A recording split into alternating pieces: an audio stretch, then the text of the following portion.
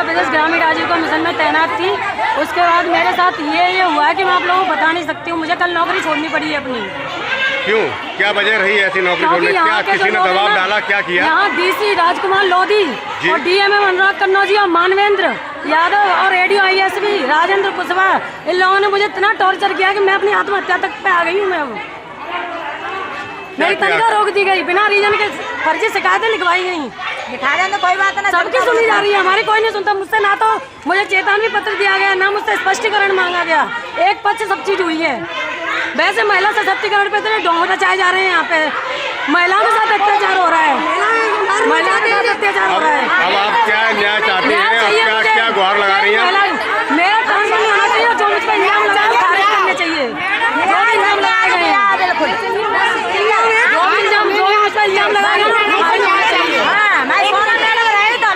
उच्च अधिकारी जांच करें। ये लोग नहीं जो शिकायत करवा रहे हैं वही जांच करें। और कोई कार्रवाई चाहती हैं आप? कार्रवाई चाहते हैं, ऐसे लोगों को यहाँ से पहले हटवाइए। राजकुमार लोधी को और इनको मानवेंद्र यादव को। और शासन को कोई संदेश देना चाहेंगे आप? शासन खुद मिला हुआ है। शासन के लिए संदेश? शासन के लिए यह है कि ऐसे लोगों को भ्रष्टाचार फैला रखा है, महिलाओं को नीचा दिखाया जाता है, महिला को पैर की जूती समझा जाता है। हम इस समस्या को लेकर आए हैं कि कोई भी जैसे हमने काम डाला तो वो किया हमने, तो आज मतलब उसको घपला बताया जा रहा है। अधिकारी कह रहे हैं कि घपला किया है, पैसों का गमन किया है। सोनम मैडम को एकदम से रिजाइन दे दिया, रिजाइन लेटर आ गया। सोनम मैडम कौन है?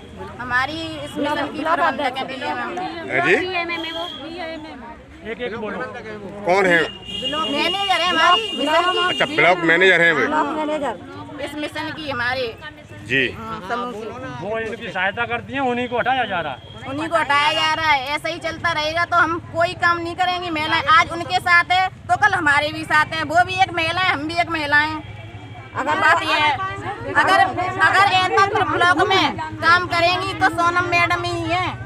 अगर वो उनका रिजाइन हो गया तो हमसे समूह बंद कर देंगे, हम भी नहीं चलाएंगे। जिस दिन हमारे घर में चूल्हे बंद पड़े थे, हमारे घर में चूल्हा नहीं चल रहा था, हमारे हस्बैंड लोग ड्यूटी से बैठे हुए थे लॉकडाउन के समय, हमारी दीदी ने ही हमको उंगली पकड़ के उठाया, हर काबिल बना, उन्होंने हमें हर बात में सहारा दिया।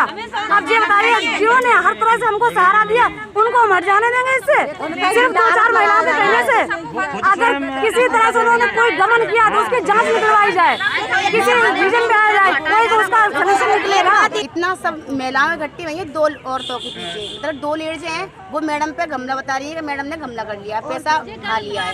तो मैडम पैसा ही खाएंगी तो मतलब हम जनता को क्या देंगे? मतलब ऐसा तो करेंगी नहीं मैडम। मतलब हम सबकी सहायता करने के लिए। अच्छा, आप जो एतमादपुर ब्लॉक के जो मैनेजर हैं, हाँ। सोनम नाम है, क्या नाम बताया? सोनम मैडम नाम है। अच्छा, सोनम मैडम नाम है। उनके पचोपकार में आई हैं आप सभी लोग? अच्छा, उनको रहना चाहिए, मतलब वो नहीं रहेंगी ब्लॉक में, वो ब्लॉक में नहीं रहेंगी तो हम कोई महिला समूह नहीं चलाएंगे। ताला डालना पड़ेगा। ब्लॉक में सिर्फ अधिकारी की जगह सोनम मैडम ही चाहिए, कोई दूसरा अधिकारी नहीं चाहिए किसी कीमत पर। इन मैडम ने 2 महिलाओं के पीछे मतलब इतनी जनता का बेवकूफ ऐसे यहाँ पे आएगी। 2 महिला हैं, 2 महिला गलत हैं, ब्लॉक के भी हैं इसमें। ब्लॉक मिशन मैनेजर है एतमादपुर ब्लॉक में, उसके खिलाफ 10-15 महिला लोग आए थे मेरे पास शिकायत करने के लिए। इस बार जब यूनिफॉर्म की स्टिचिंग हुआ था, उसका स्टिचिंग हम लोग सेल्फ हेल्प महिला को दिए थे। पूरा मतलब आगरा में कितना है यूनिफॉर्म सब सेल्फ हेल्प महिला द्वारा ही स्टिचिंग किए थे। तो उसका 100 रुपीज़ निर्धारण किया गया है। तो अप्रॉक्सीमेट 20 महिला लोग मेरे पास आए थे शिकायत लेके। उन्होंने गलत तरीके से एक डीएमएम ने वो पैसा निकाल दिया है करके।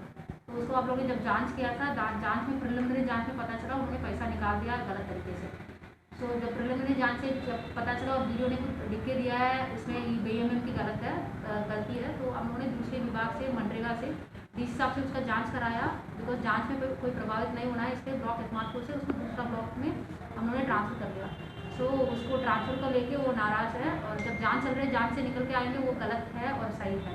जब तक जाँच चलेगी उनको शांत रहना चाहिए। ट्रांसफ़र को नॉर्मल प्रोसेस है, वो ट्रांसफ़र को लेके वो डीएमएम और अप्रॉक्सीमेटली 50 महिला लोग के साथ आके विकास भवन में आज हंगामा किया। एक्चुअली वो महिला लोग से जब मेरी बातचीत हुई वो बता रहे थे 10-15 दिन पहले वो एक डीएमएम अनुराग करके है, वो गए हैं थाना, मतलब उनके घर में जाके ऐसे किया करके उन लोग खैर है। लेकिन मेरे पास ऐसे कोई शिकायत नहीं आई है। वो भी कल मैंने उसका ट्रांसफ़र किया है, कल ट्रांसफ़र किया, आज आके इन लोग ने हंगामा कर रहे हैं। जैसे ये कोई डीएमएम जा रहा है वो गलत है, लेकिन उसको हम लोग ने पहले ही मेरे संज्ञान में आना चाहिए था, जैसे आप उन लोगों ने आज किए हैं। उसको पहले जब वो डीएम गए थे तब भी करना चाहिए था, लेकिन उन्होंने नहीं किए। आज कह रहे हैं उसका भी हम जांच करेंगे, हम उसको सीरियसली लेंगे और जांच कराएंगे। अब मैडम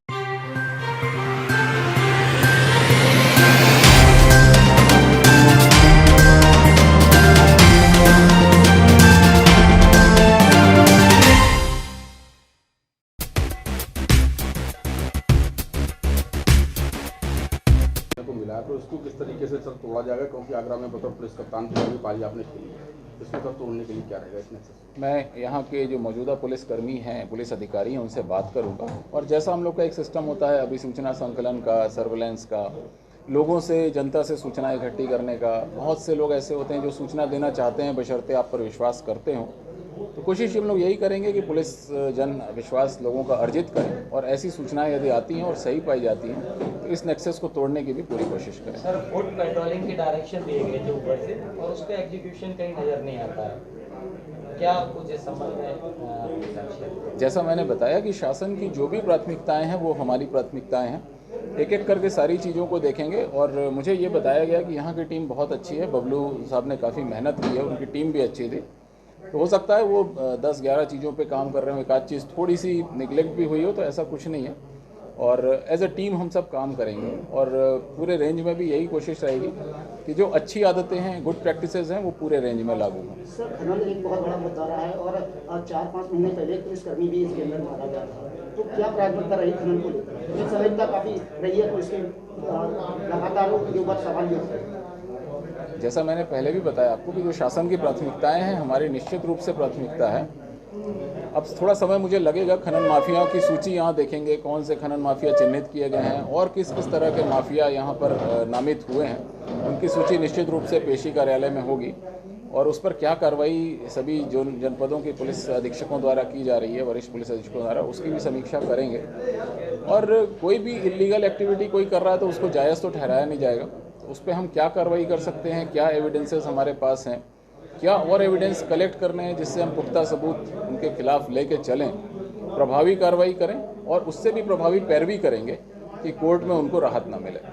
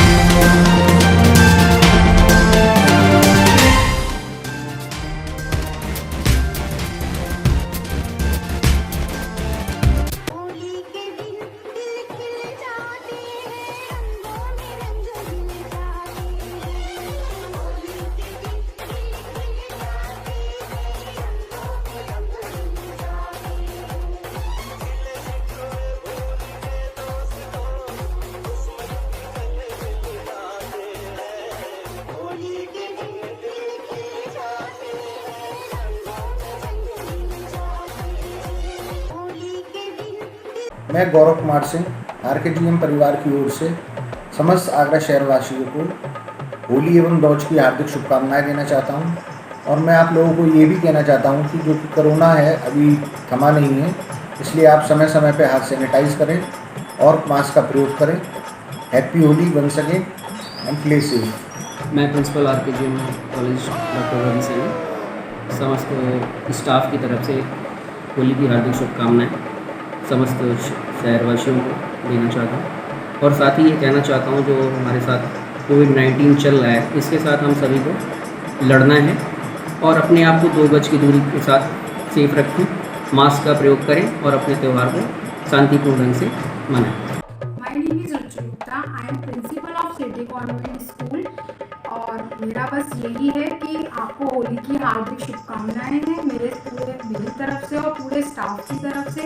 और इस समय जो कोविड-19 चल रहा है तो आप इसमें आप सेफ्टी रहिए, मास्क लगाइए, सैनिटाइजर का यूज़ करिए।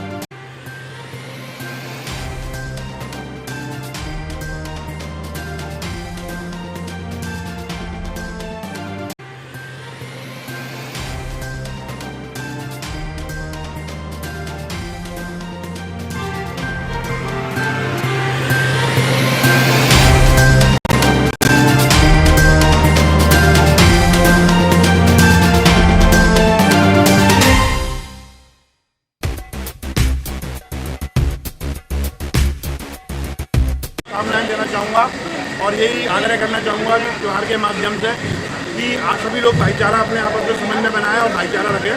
साथ ही एक आग्रह और करना चाहूँगा, जैसे कि कोविड का जो टाइम दोबारा से लहर आई है और अभी ये देखने को मिल रहा है कि लोगों में भी वैक्सीनेशन के प्रति थोड़ी उदासीनता है। मैं सभी से ये आग्रह करूँगा कि अधिक से अधिक संख्या में वैक्सीन लगवाएँ, क्योंकि वैक्सीन लगवाने में कहीं कोई दिक्कत नहीं है। मैं खुद वैक्सीन लगवा चुका हूँ और उसी से ही कोविड का बचाव होने वाला है। शीघ्र ही आगरा दौरापा एसोसिएशन भी एक वैक्सीनेशन कैंप लगाने जा रहा है। तो मैं सभी व्यापारी भाइयों से यही निवेदन है कि अधिक से अधिक संख्या में वैक्सीनेशन। देखिए, मैं जो यहाँ देख रहा हूँ बड़े एकांत स्थान पर है, व्यापारी हैं, व्यापारी भी काफ़ी कुछ एहतियात बन रहे हैं। हालांकि मास्क की कमी है, लेकिन फिर भी चंदन की खुशबू में थोड़ा कोरोना को आने में बड़ा टाइम लगेगा।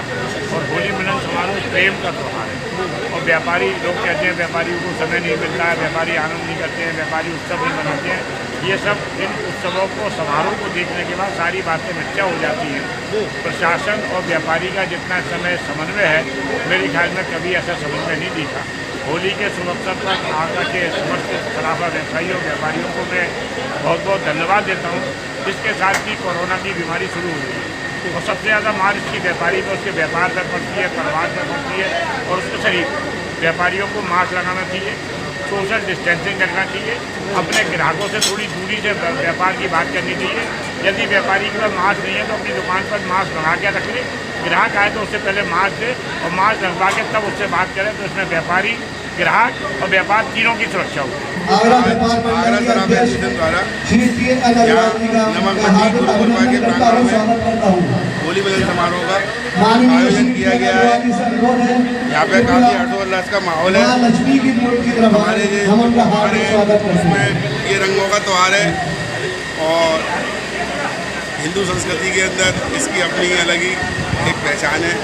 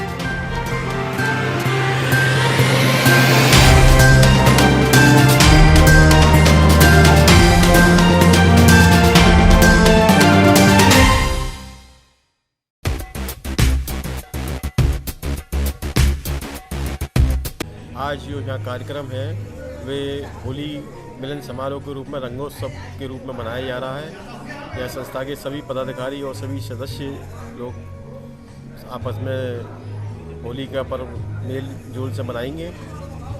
कोरोना महामारी का जो सुना जा रहा है उसमें आप क्या कहना चाहते हैं लोग? कोरोना महामारी एक वैश्विक महामारी है और इससे आदमी हताश तो ही है, लेकिन हताश के साथ साथ थोड़ा आदमी के अंदर उत्साहवर्धन भी है कि इस लड़ाई से लड़ भी रहा है और थोड़ा उत्साहवर्धन भी कर रहा है अपना।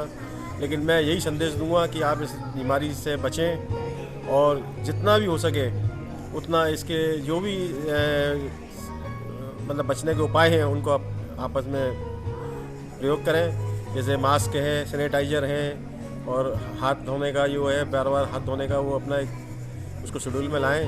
अच्छी बात है ये, और एक दूसरे को समझाएं, एक दूसरे से थोड़ी दूरी बनाकर। आज हम लोग भारत विकास परिषद के तहत होली मिलन का आयोजन यहाँ, जैसा कि आप लोग सभी जानते हैं कि इस समय कोविड महामारी की बहुत बड़ी कृपा चल रही थी पिछले टाइम से, जो कि फिर दोबारा आ रही है हमारे सबके बीच। लेकिन क्योंकि हमारी संस्कृति में जो होली दीपावली एक ऐसे उत्सव है जिनको हम लोगों को सबको मनाना चाहिए, मेरा सभी आपके चैनल के माध्यम से यही निवेदन है कि होली को शांतिपूर्वक मनाएं, लेकिन सरकारी गाइडलाइन जैसा कि सोशल डिस्टेंसिंग, मास्क और सैनिटाइजर का उपयोग करते हुए हर कार्यक्रम को उत्साहपूर्वक मनाएं। मुझे आज भारत विकास परिषद का अध्यक्ष नियुक्त किया गया है और मैं अपनी टीम के साथ में अपनी टीम के साथ में समाज सेवा और इस पद का पूरा निर्वहन करूँगा और हमारा ज़्यादा से ज़्यादा उद्देश्य ये रहेगा कि हम समाज की सेवा करें और अच्छे अच्छे प्रकल्प से समाज को अपनी सेवाएं दे सकें।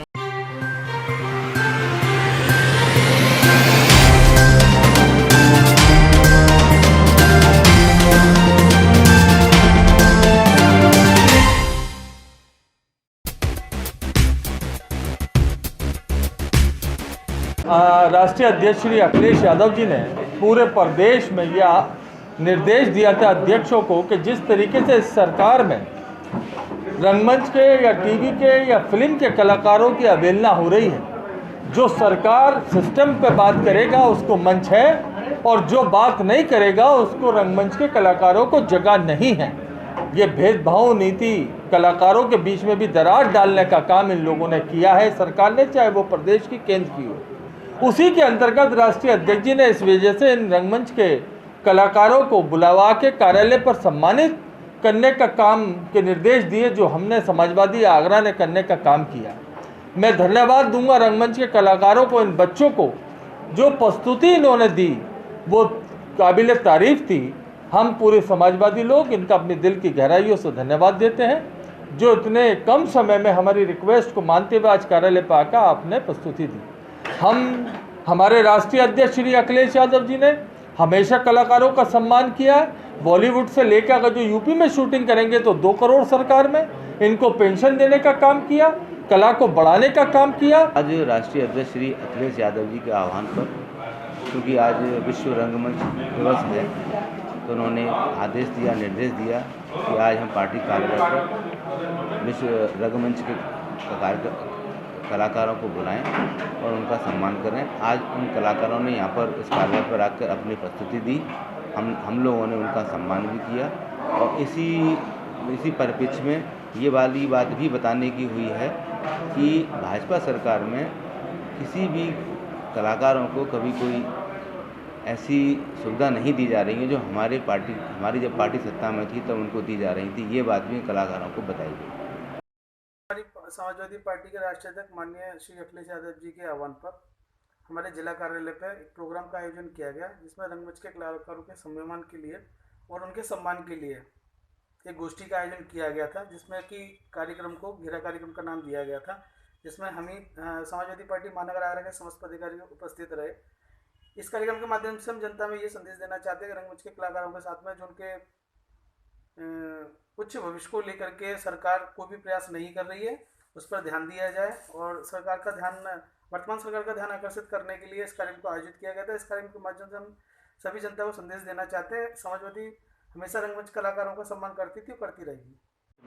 आज समाजवादी पार्टी कार्यालय पर महानगर अध्यक्ष राजेंद्र निषाद जी के नेतृत्व में रंगमंच दिवस के मौके पर यहाँ कलाकारों का सम्मान किया गया। कलाकार द्वारा प्रस्तुत की गई नाटक में बढ़ती महंगाई, महिलाओं पर बढ़ते अपराध, पेट्रोल डीजल जिस तरह महंगाई तरफ बढ़ रहा है, और बीजेपी के जो मुख्य पद पर एक मुख्यमंत्री ने महिलाओं पे कपड़े पहनने पे, जींस पहनने पर जिस तरह से बातें कही, इनकी मंशा दिखाती है कि महिलाओं कितना सम्मान करते हैं ये। इस भारतीय जनता पार्टी सरकार में ना तो बेटी बढ़ पा रही है ना बच पा रही है। जो उन्होंने नारा दिया था सबका साथ सबका सम्मान, बिल्कुल ना सम्मान मिल रहा है ना ही साथ मिल रहा है।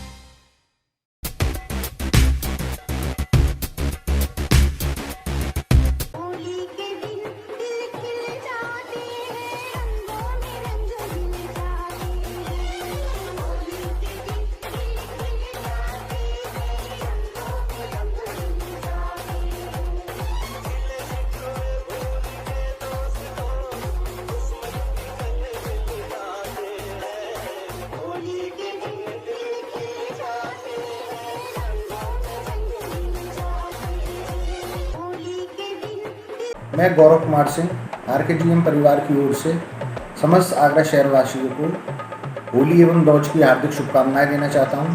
और मैं आप लोगों को ये भी कहना चाहता हूं कि जो कि कोरोना है अभी थमा नहीं है, इसलिए आप समय समय पर हाथ सैनिटाइज करें और मास्क का प्रयोग करें।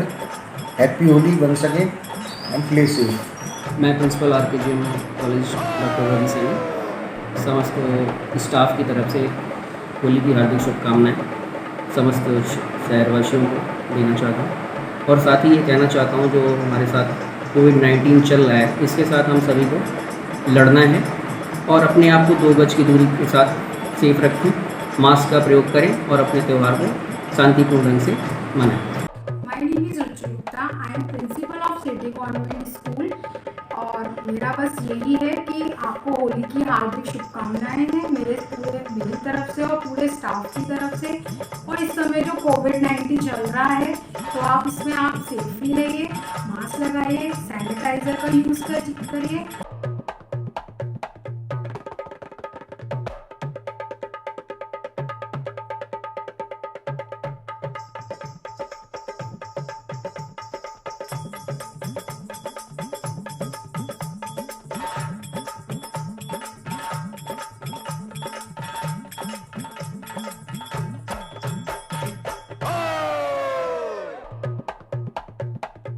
नमस्कार, मैं हूं रंजीत और एजेंडा पोस्ट के कार्यक्रम एजेंडा शहर का में आपका स्वागत है।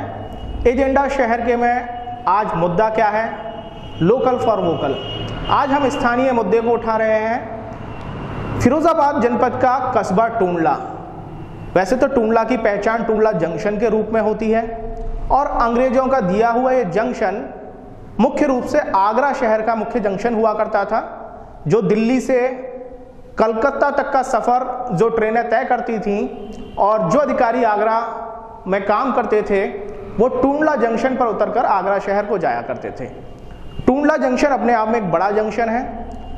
राष्ट्रीय राजमार्ग संख्या 2 भी यहीं होकर गुजरती है। लेकिन टूंडला कस्बे का आलम क्या है, आज हम इस पर बात करेंगे। टूंडला कस्बे का मुख्य चौराहा सुभाष चौराहा, जो इस समय जाम से त्रस्त रहता है। जब इस मामले में हमने स्थानीय उप जिलाधिकारी से बात की तो उन्होंने बताया कि वो इस मुद्दे पर काम कर रही हैं, नगर पालिका से बात की है, सीओ टूंडला से बात भी की है। पहले एसडीएम टूंडला का ये बयान सुनिए। काफ़ी बड़े पैमाने पे अतिक्रमण है, मैंने भी उसको देखा है। मेरी और क्षेत्र अधिकारी टूंडला की इस मैटर पे बात हुई और हमने नगर पालिका के अफसरों के साथ बैठ के एक मीटिंग भी कंडक्ट की है। उन्होंने कार्रवाई का भरोसा दिलाया है। उन्होंने कहा है 1 हफ्ते के अंदर इस प्रॉब्लम से सल्यूशन किया जाएगा, क्योंकि हमने उनको प्लान एक बताया कि कैसे कैसे उनको कहाँ पे अपने जो ब्लॉक्स के अंदर ऑटोज़ को रखना है और कैसे लाइन बनानी है जिससे आगे की तरफ वो ना बढ़े। लेकिन अभी हम देख रहे हैं वो सिचुएशन अभी सॉल्व नहीं हुई है। फिर से उनको रिमाइंडर दिलाया जा रहा है और हम मिलकर इसको जल्दी से जल्द सॉल्व करने की कोशिश करेंगे। मैम, परिवहन निगम की बसें आती हैं, उत्तर प्रदेश परिवहन निगम की, यहाँ एक बस स्टैंड अलॉट है ऑलरेडी, लेकिन बसें अंदर ना पार्क करके रोड साइड पार्क की जाती हैं, वहीं पर सवारियों का चढ़ना उतरना होता है। उसको लेकर भी कोई कदम उठाएंगे आप लोग? जैसा आपके द्वारा बताया जा रहा है, मैं इस घटना की जांच करूंगी, खुद भी इस चीज़ को देखूंगी और इसके बाद हम लोग परिवहन विभाग के साथ और नगर पालिका के साथ मिलकर एक अभियान चलाएंगे जिसके थ्रू इस तरह की जो प्रॉब्लम नगरवासियों को हो रही है उससे उनको निजात दिलाने की कोशिश की जाएगी। इसके लिए हमारी और एसडीएम साहब की बैठक हो गई है। इस संबंध में हमने ईओ साहब से बात किया है कि जितने भी ऑटो आते हैं फिरोजाबाद की तरफ से उसको लिए सेकंड ब्लॉक में व्यवस्था कर दी जाए। आगरा से आने वालों को भी इसको पुल के नीचे एक ब्लॉक दे दिया जाए ताकि कोई ऑटो सड़क पर ना खड़ा हो। इस संबंध में आज एसडीएम महोदय ने एक पत्र लिखा है ईओ साहब को ताकि उस पर कंप्लाइंस की जाए और उनको ब्लॉक दे दिया जाए। उसकी वजह से क्या होगा, कोई भी ऑटो सड़क पर खड़ा नहीं होगा, सब ऑटो ब्लॉक से भरेंगे, वहीं पे खाली करेंगे ताकि कोई सड़क पे ना खड़ा हो। आपने एसडीएम बुशरा बानो का बयान सुना, अब हम आपको सुनवाते हैं टूंडला के स्थानीय लोगों के बयान, जो इस ट्रैफिक समस्या से कितने परेशान हैं। मेरा ये कहना है, हम लोग सम्राट नगर निवासी हैं, इधर ब्रज विहार कॉलोनी है। यहाँ की पब्लिक को अगर आगरा जाना हो तो किधर से जाएंगे, क्योंकि उधर सारे हाईवे बंद हैं।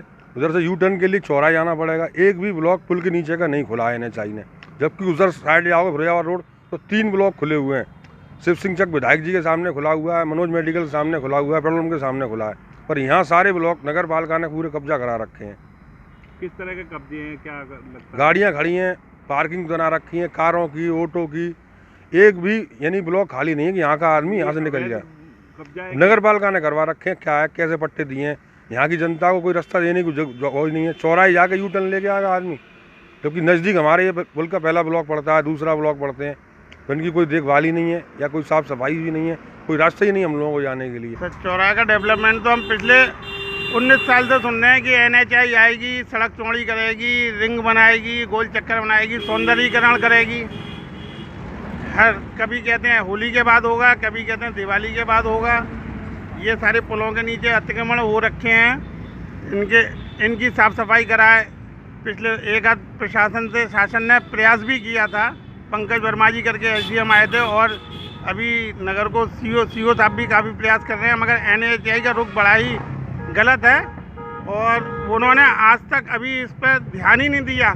आप स्कूल की जिस समय छुट्टी हो रही हो बच्चों की, उस समय देखिए रोडों पे जाम की स्थिति बड़ी विहंगम होती है, मतलब बच्चों को भी खतरा है चोट लगने का हर तरीके से, मगर NHAI बिल्कुल नहीं सुन रही। और इधर PWD और NHAI के संयुक्त रूप से जो प्रयास किया बिल्कुल विफल है, किसी प्रकार से उसमें कोई सार्थकता नहीं दिखाई दे रही। ये कहना चाह रहा हूँ, ये जो पुल के नीचे समस्या है, इतने वाहनों का कतार है, यहाँ बाइक ऑटो वाले नहीं निकलने देते हैं, इतना ट्रैफिक रहता है कि बड़ी लोगों को समस्या है, आने जाने बहुत परेशानी होती है।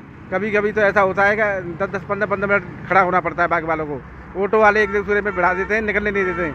टूंडला में सबसे बड़ी समस्या तो जो एटा से बसें आती हैं, आगरा से एटा के लिए, वो सारी बसें रोड पे खड़ी होती हैं, वहीं सवारी उतारना, वहीं सवारी भरना, उस वजह से पीछे का ट्रैफिक रुक जाता है और हर समय जाम की स्थिति रहती है।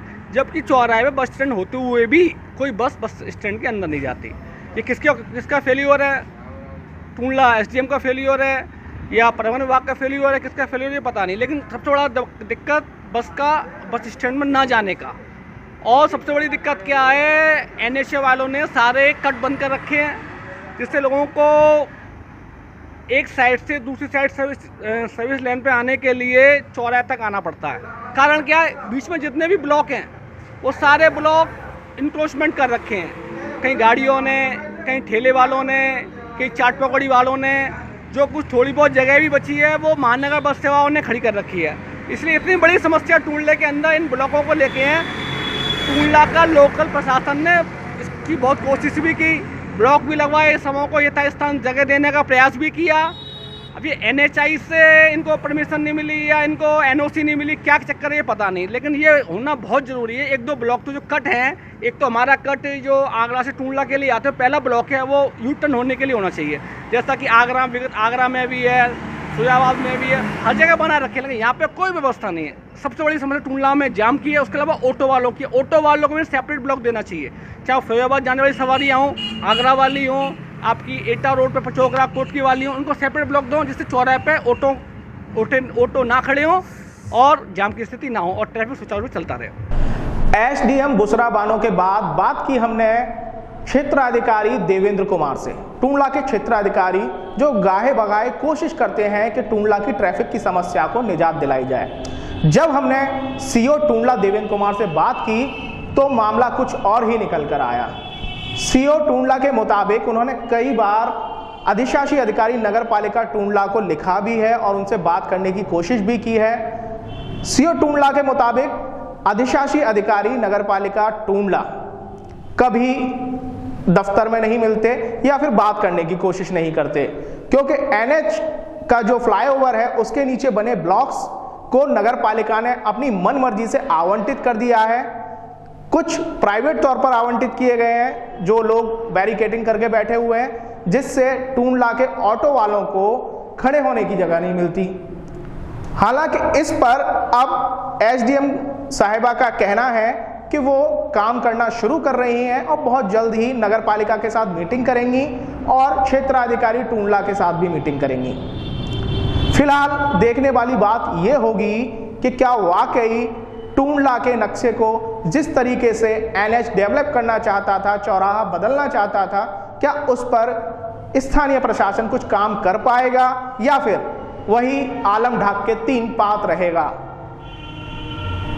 लोकल फॉर वोकल में इतना ही, फिर मिलेंगे स्थानीय मुद्दे के साथ। तब तक के लिए नमस्कार। और मेरी एक गुजारिश, आप अपने शहर, अपने कस्बे, अपने गांव की समस्या हमारे जरिए रखिए। हमें 7088889777 पर व्हाट्सएप करिए, वीडियो बनाइए और हमसे जुड़ने के लिए हमें APC न्यूज़ YouTube पर सब्सक्राइब करिए, फॉलो करिए APC news agenda post Facebook पर और ट्विटर पर भी।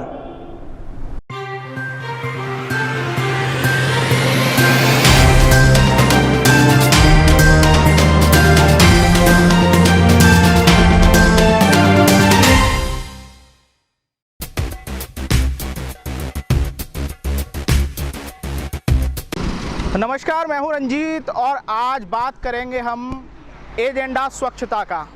भारत सरकार स्वच्छता सर्वेक्षण, स्वच्छता अभियान, प्रधानमंत्री स्वयं झाड़ू उठाते हैं, कहते हैं देश साफ करिए, कचरा ना बचे। लेकिन स्वच्छता सर्वेक्षण के दौरान फिरोजाबाद जनपद की तमाम नगर पालिकाएँ, नगर पंचायतें दावे करती हैं कि हमारा शहर बिल्कुल स्वच्छ है। लेकिन हकीकत में ये नगर पालिका परिषद कर क्या रही हैं? इस वक्त हम फिरोज़ाबाद जनपद के टूंडला से 7 किलोमीटर दूर खड़े हुए हैं। ये रास्ता मैं आपको दिखा दूं। ये रास्ता टूंडला से एटा जाता है और इसी रास्ते पे मैं आपको ये कचरे वाली जगह दिखा देता हूं। ये कचरा टूंडला नगर पालिका परिषद का है, यानी टूंडला शहर से जो कचरा उठाया जाता है वो शहर से 7 किलोमीटर दूर रोड की खाई में डाल दिया जाता है।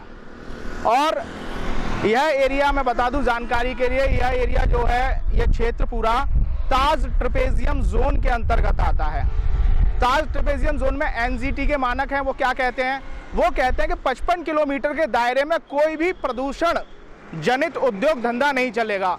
इसी के चलते 55 किलोमीटर के दायरे में ईंट भट्टे बंद कर दिए गए ताकि प्रदूषण ना हो और ताजमहल को कोई नुकसान ना पहुंचे। आगरा फाउंड्री नगर की तमाम इंडस्ट्रीज सिर्फ इसी बिहाफ पे बंद करा दी गई कि प्रदूषण ना हो और ताजमहल को नुकसान ना पहुंचे। लेकिन आगरा से महज 30 किलोमीटर की दूरी पर टीटीजेड के मानक, एनजीटी के नियमों की धज्जियां किस कदर उड़ाई जा रही हैं। मेरे पीछे आप देखिए, यहाँ टूंडला नगर पालिका अपना कचरा फेंकती है और इस कचरे में आग लगा दी जाती है। आग लगाने के बाद आसपास का जो ग्रामीण इलाका है वो पूरी तरह से प्रदूषित हो रहा है। वायु प्रदूषण यहाँ लगातार बढ़ रहा है। यहाँ मैं दिखा दूँ, हम इसी के सहारे एक स्कूल जो काफ़ी सालों से चल रहा है, कॉलेज, यहाँ पर यह इंटर कॉलेज है और इंटर कॉलेज के पास में नगर पालिका लगातार अपनी मनमानी कर रही है और 7 किलोमीटर दूर यह कूड़ा फेंका जा रहा है। जबकि स्वच्छ भारत अभियान के तहत नगर पालिका, नगर पंचायतों यानी निकायों को साफ निर्देश हैं कि वो अपना डंपिंग ग्राउंड बनाएं और कचरे का निस्तारण करें। सबसे पहले इस बात की तस्दीक करते हैं ये कूड़ा आता कहां से है और इसे कौन डाल कर जाता है। मेरे साथ यहाँ पर इस कॉलेज से जो प्रधान आचार्य हैं वो मौजूद हैं। सर, आपका नाम क्या है? हरीश कुमार। हरीश कुमार जी, ये बताइए आप कि ये जो कचरा पीछे पड़ा हुआ है ये कहाँ से आता है, कौन डाल के जाता है इसे? ये टूंडला से आता है और यहाँ पर एक जो कर्मचारी है वो उसे टैंकर से डाल के जाता है। यहाँ जो लोडर, लगभग कितने लोडर प्रतिदिन यहाँ आते हैं? 5-6 लोडर आते हैं। 5-6। लगभग कब से ये कूड़ा पड़ रहा है? 2 महीने से पड़ रहा है। 2 महीने से। इसमें आग कौन लगा के जाता है? आग की पता नहीं है कौन लगा के जाता है, लेकिन ये 24 घंटे इसी तरह सुलगती रहती है। 24 घंटे सुलगता है। आग की पता नहीं है कौन लगाता है इसमें। तो आप लोगों ने कंप्लेंट की है इसकी कभी? कंप्लेंट हमने तो नहीं की है, मना किया है जो यहाँ जो डालते हैं उनसे, पर वे मानते नहीं हैं। हाँ, लड़ने के लिए तैयार हैं। तो बच्चों की सेहत पर इसका क्या असर देखते हैं आप लोग? बच्चों के लिए तो हानिकारक होगा ही, और पर वे नहीं मानते तो हम चुप रह जाते हैं। यह है। तो ये तस्दीक है इस बात की कि यहाँ प्रतिदिन 5 से 6 लोडर कूड़ा टूंडला शहर का फेंका जाता है। जबकि टूंडला नगर पालिका परिषद का जो डंपिंग ग्राउंड है, अगर अधिशासी अधिकारी की हम बात माने तो वो अनवारा में है और अनवारा में उस प्रोसेसिंग प्लांट में कूड़े का निस्तारण होना चाहिए। लेकिन मैं आपको ये तस्वीरें दिखा रहा हूँ, ये टूंडला शहर से 7 किलोमीटर दूर एटा रोड की तस्वीरें हैं। अगर हम इसी रोड के सहारे लगातार चलते जाएंगे तो टूंडला नगर पालिका परिषद ने लगातार 7 किलोमीटर के दायरे में अवैध रूप से कचरा फैलाना शुरू कर दिया है। जिस स्वच्छ भारत मिशन के लिए प्रधानमंत्री और मुख्यमंत्री योगी आदित्यनाथ लगातार तत्पर रहते हैं, उसकी हवा किस तरह से नगर पालिका टूंडला निकाल रही है, ये कहीं भी छिपने जैसी बात नहीं है, जग जाहिर है। अब देखने वाली बात ये होगी कि आखिर टूंडला नगर पालिका परिषद के अधिकारी और कर्मचारियों के खिलाफ पॉल्यूशन कंट्रोल बोर्ड, एनजीटी क्या एक्शन लेते हैं। क्या टूंडला नगर पालिका पर इस अपराध के लिए कोई दंड लगेगा?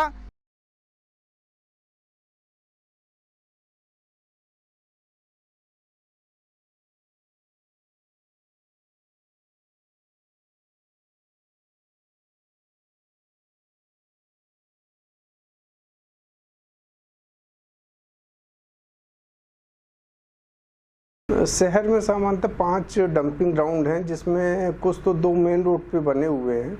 उसमें हमारी ये मंशा है डोर टू डोर कलेक्शन से जो भी कूड़ा इकट्ठा हो वो सड़कों पर ना आए, क्योंकि मेन रोड पे जो डंपिंग ग्राउंड है वो शोभा नहीं देता। अगर लेट हो जाता उठने में तो सड़क पे फैलता है, तो इसलिए हमारा प्रयास ये है कि रोड साइड पे जितने भी डंपिंग ग्राउंड उनको हम ख़त्म कर देंगे। और जो अंदर साइड में कुछ क्षेत्र मिले हैं, जैसे रॉयल गार्डन के पीछे है और सब्जी मंडी के पास है, इनको हम संचालित रखेंगे। बाकी और टाकिज के पीछे भी जो है इनको तो हम संचालित रखेंगे। बाकी जो रोड पर है इनको हटा देंगे। और इनका जो कूड़ा कलेक्ट किया जाता है ये सीधे अनवारा जो हमारा प्रोसेसिंग प्लांट है उसमें भेजा जाता है। लगभग सर कितनी गाड़ियां पर डे अनवारा जाती होंगी? शहर का कचरा सारा अनवारा जाता है क्या? हाँ, शहर का जितना भी है लोडर के माध्यम से अनवारा जाता है। पहले ट्रैक्टरों से हम लोग कलेक्ट कराते हैं, ट्रैक्टर के बाद फिर उसको लोडर में इकट्ठा करा के वहाँ भेजते हैं अनवारा। हाँ सर, देखने में ये आ रहा है कि टूंडला नगर पालिका का जो कचरा है वो एटा रोड पे कई किलोमीटर आगे तक, करीब 8 किलोमीटर आगे तक फेंका जा रहा है और उसमें फिर आग लगा दी जाती है, क्योंकि टूंडला ताज ट्रेपेजियम जोन के TTZ के अंतर्गत आता है और कूड़े में आग लगाना पूर्णतः प्रतिबंधित है। लेकिन नगर पालिका की लापरवाही देखी जा रही है। इसके लिए आपको किसे जिम्मेदार मानते हैं और जो भी आपके अधीनस्थ हैं उनके खिलाफ क्या कार्रवाई करने वाले हैं इस लापरवाही को लेकर? ऐसा तो कोई संज्ञान में आया नहीं, क्योंकि पालिका परिक्षेत्र में तो कोई भी ऐसा जलाता नहीं। किसी पब्लिक ने जला दिया हो तो बात अलग की, नहीं तो ऐसा कोई संज्ञान में नहीं आया। और पालिका सीमा क्षेत्र के अंतर्गत कोई कूड़ा जलाया नहीं जाता। सर, अगर डंपिंग ग्राउंड आपका अनवारा में है तो एटा रोड पे आपकी गाड़ी कैसे कचरा डाल रही है लोडर? एटा रोड पे नहीं डाल रही है। एटा रोड पर जो हमारी सीमा के अंतर्गत वार्ड्स हैं उनके कूड़े वहाँ पड़ते हैं और उसको फिर उठवा लिया जाता है। सर 8 किलोमीटर दूर की सीमा? 8 किलोमीटर हमारा है ही नहीं। 8 किलोमीटर दूर है तो इसका मतलब कोई गांव सभा का है। गांव सभा? जी सर।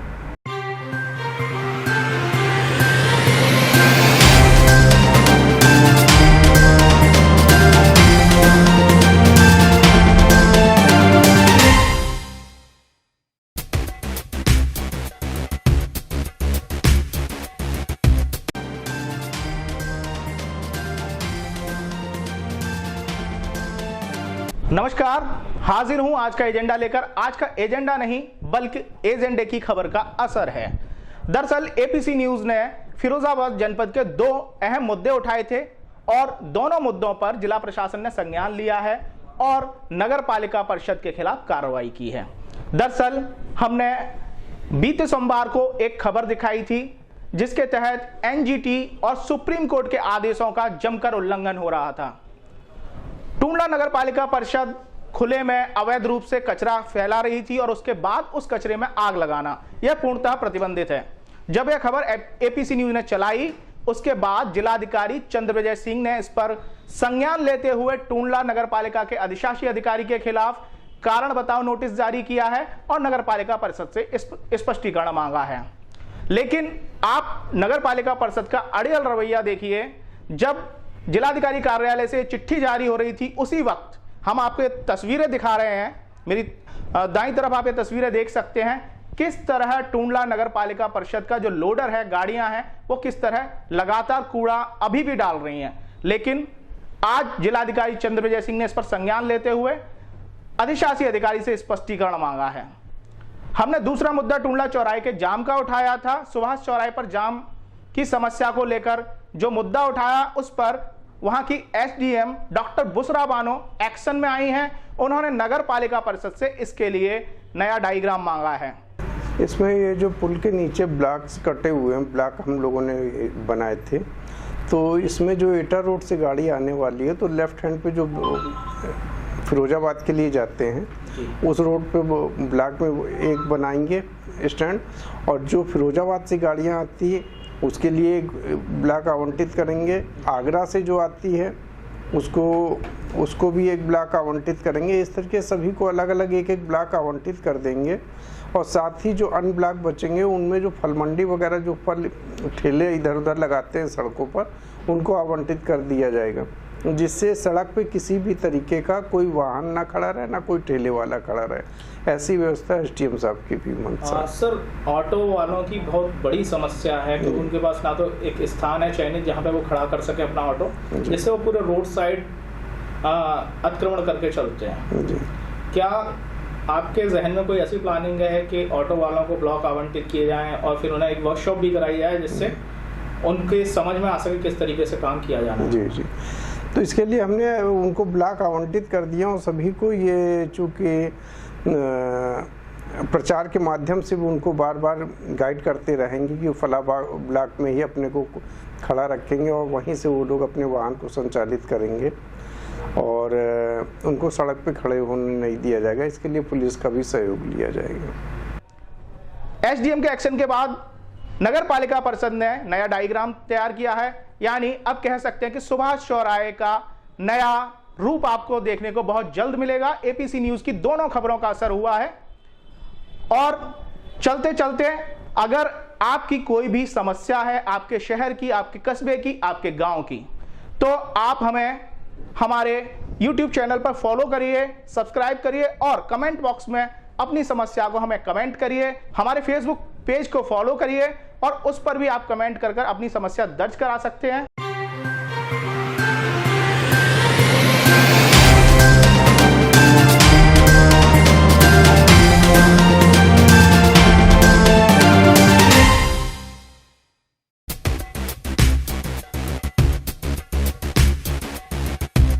नमस्कार, मैं हूं रंजीत और एपीसी न्यूज़ पर आज का एजेंडा क्या है मैं समझा दूं आपको।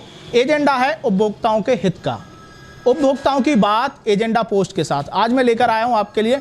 दरअसल मामला छोटा नहीं है, बहुत बड़ा है और एक सामान्य आरटीआई कार्यकर्ता ने इस मुद्दे को कैसे उठाया और उपभोक्ताओं के हित की बात कैसे की है, पहले मामला समझिए। दरअसल उत्तर प्रदेश का दक्षिणांचल विद्युत वितरण निगम लिमिटेड, जिसका ऑफिस आगरा में है, 2015 में समाजवादी पार्टी सरकार के दौरान एक डील होती है फरीदाबाद हरियाणा की एक कंपनी एलिमर एंटरप्राइजेस से। रेडियो फ्रिक्वेंसी मीटर नाम का एक मीटर कंसेप्ट लाया जाता है जो नैनो कंजप्शन यूनिट काउंट करने का दावा करता है। दूसरा फीचर क्या था इस मीटर का, वो ये था कि आप कहीं भी एक तय सीमा के दायरे में खड़े हो जाइए, वहाँ से आसपास के सारे मीटरों की गणना उस रेडियो फ्रिक्वेंसी डिवाइस से होगी। क्योंकि विभाग चाह रहा था कि घर घर मीटर रीडिंग ना ली जाए, रेडियो फ्रिक्वेंसी के ज़रिए एक डिवाइस के ज़रिए अगर सभी मीटर की रीडिंग आती है तो बहुत बेहतर बात है। हम भी इससे कोई खिलाफत या कोई गुरेज नहीं रखते, लेकिन गुरेज है तो सिर्फ इस बात से कि उपभोक्ताओं का शोषण ना हो। अगर आप उपभोक्ताओं का शोषण कर रहे हैं तो आप इलेक्ट्रिसिटी एक्ट 2003 का खुलकर उल्लंघन कर रहे हैं। दरअसल मामला दक्षिणांचल के जनपद फिरोजाबाद के टूंडला से जुड़ा हुआ है। 2015 में टूंडला कस्बे को दक्षिणांचल विद्युत वितरण निगम लिमिटेड ने ट्रायल के तौर पर लिया। कहा गया आरएफ मीटर के ट्रायल के तौर पर यदि टूंडला में यह परीक्षण सफल होता है तो हम इसे पूरे उत्तर प्रदेश में लगाएंगे। कंसेप्ट बहुत अच्छा था, लेकिन आरएफ मीटर कहीं ना कहीं डिफ़ॉल्ट था। क्यों डिफ़ॉल्ट था, ये साबित किसने किया? ये साबित किया आरटीआई के तहत मिली जानकारी ने। टूंडला के एई मीटर उस समय के अभिषेक राठौर की मौजूदगी में, आरटीआई कार्यकर्ता आर के प्रजापति की मौजूदगी में 4 मीटर अलग अलग कंपनियों के लगाए गए। वहाँ आरएफ मीटर को भी जोड़ा गया। 3 घंटे के नॉन स्टॉप ट्रायल के बाद उस मीटर में जो परिवर्तन, जो अंतर आया, वो देखने लायक था। विद्युत विभाग की रिपोर्ट के मुताबिक 4 मीटर के ट्रायल पर जो सामान्य मीटर थे उन्होंने 5 यूनिट काउंट किए, जबकि आरएफ मीटर 0.9 यूनिट ज़्यादा काउंट कर रहा था। अगर इस परिप्रेक्ष्य में हम आगे बढ़ें तो 0.9 अगर आप 3 घंटे में ज़्यादा जनरेट कर रहा है मीटर, तो 24 घंटे में 7.2 अर्थात 7.2 यूनिट ज़्यादा जनरेट करेगा। अगर हम इसको महीने के कैलकुलेशन में जाते हैं तो 216 यूनिट यह मीटर ज़्यादा जनरेट करेगा। हालांकि विभाग का स्पष्टीकरण इस पर यह भी है कि 1 मीटर खराब हो सकता है, लेकिन आप पूरा सुनिए, मैं बता रहा हूं आपको। 216 यूनिट आप 5.5 रुपये प्रति यूनिट के हिसाब से एक उपभोक्ता से चार्ज करते हैं, जिसका एक महीने में 216 यूनिट का कुल पैसा हुआ 1188 रुपये। आर के प्रजापति ने सवाल ये उठाया है कि अगर हम 60 महीने के एवरेज में 1188 रुपये जोड़ते हैं तो 71,288 रुपया प्रत्येक उपभोक्ता से ज़्यादा वसूला गया है। अगर 12,783 उपभोक्ताओं का गुणांक करते हैं तो 91 करोड़ 91 करोड़ से ज़्यादा की अवैध वसूली बिजली विभाग ने की है। अब सवाल ये खड़ा होता है कि विभाग के लिए ये आरटीआई गले में हड्डी साबित हो रही है, क्योंकि उपभोक्ताओं से मिल रहे जानकारी के मुताबिक, मैं नहीं कह रहा, ये उपभोक्ता की बाइट है, आप ही सुनिए।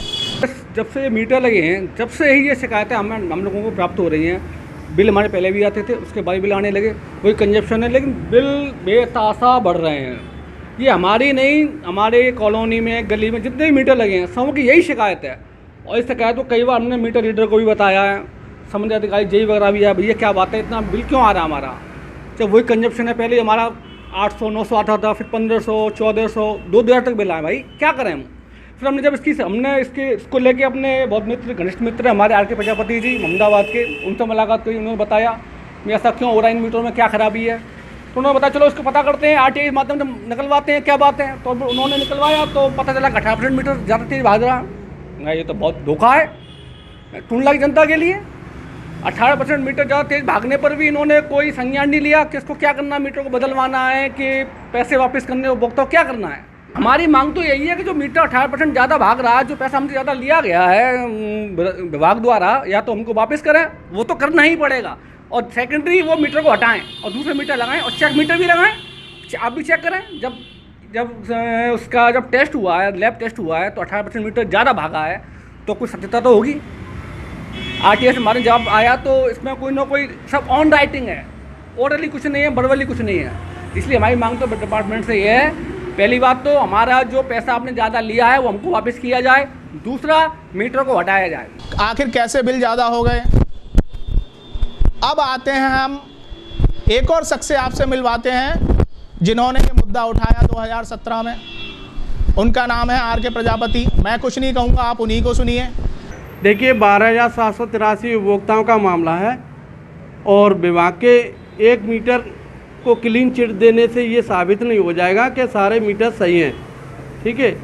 और मेरा कहना है कि विभाग और वरिष्ठ अधिकारियों को जो हमने कंप्लेंट की है 21 जनवरी रजिस्ट्री की है, इस संबंध में प्रकरण में यथोचित कार्रवाई हो, और जो पैसा जैसे प्रतिमाह 216 यूनिट का जो अतिरिक्त पैसा वसूला है पब्लिक से, ये तो पैसा न्याय संगत में और जनहित में उपभोक्ता को वापस मिलना चाहिए, और इसके लिए मेरा संघर्ष जारी रहेगा।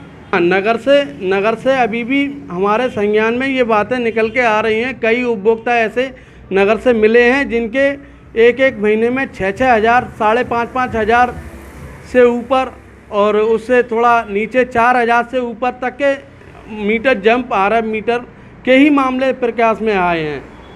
हमने उनसे ये कहा है कि आपके साथ विभाग अन्याय नहीं होने देंगे विभाग द्वारा। जब जुलाई 15 में ये उत्तर प्रदेश सरकार ने फिरोजाबाद डिस्ट्रिक्ट के टूंडला कस्बा शहर को जब ये मीटर के लिए चुना, तो अच्छा है कि सरकार और विभाग मतलब प्लस में जाए, घाटे के बजाय।